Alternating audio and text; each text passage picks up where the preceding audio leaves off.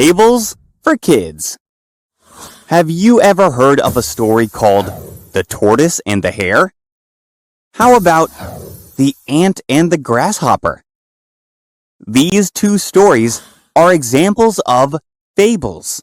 And today, we are going to talk all about these unique kinds of stories. So, what is a fable? A fable is a story that teaches a moral lesson. Okay, cool, but why are fables unique? It is because they have certain characteristics or elements in order to be considered a fable. Let's talk about those for a minute. First, a fable is always fictional, meaning that it is an imaginary story. Second, a fable is almost always a short story. Third, a fable teaches a moral lesson.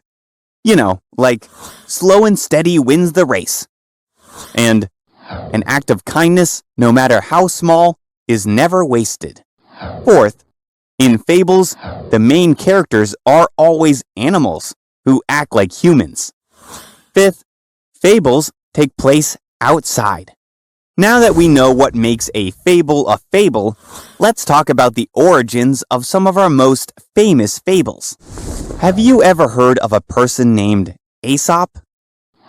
Aesop was an enslaved person of African descent who lived in ancient Greece from about 620 BC to 564 BC.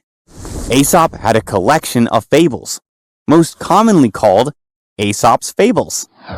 Historians today are still unsure if Aesop wrote all these fables himself or if he just gathered them all. One thing they know for sure is that these stories have been passed down through the generations, all the way down to today. Cool, right? Stories from Aesop's Fables include The Tortoise and the Hare, The Fox and the Grapes, The Town Mouse and the Country Mouse, and The Shepherd Boy and the Wolf, also known as The Boy Who Cried Wolf, and many, many more. Here is an interesting fact. The saying, sour grapes, comes from the story, The Fox and the Grapes. Who could have guessed that the work of someone who lived such a long time ago would still be so important today? History is so great. Let's share an example of a fable. This one is called The Lion and the Mouse. See if you can figure out the moral of the story as we talk about it. A lion is fast asleep until a mouse wakes him up. The lion opens up his mouth to eat him, but the mouse begs the lion to think again because the mouse might be helpful to the lion in the future. The lion laughs, but lets the mouse go. Sometime later, the lion is caught in a trap set by some hunters. At that same moment, the mouse walks by and notices the lion is trapped. The mouse walks up and chews through the rope to free the lion. The mouse smiles at the lion and says, "Was I not right?" What sorts of lessons can we learn from this story? You never know where your kindness can lead to. Sometimes, even the smallest of us can make a huge difference. And probably the most famous moral from this story is, no act of kindness is ever wasted. Kindness begins with us. Now that we have talked about fables, let's see what you remember. True or false?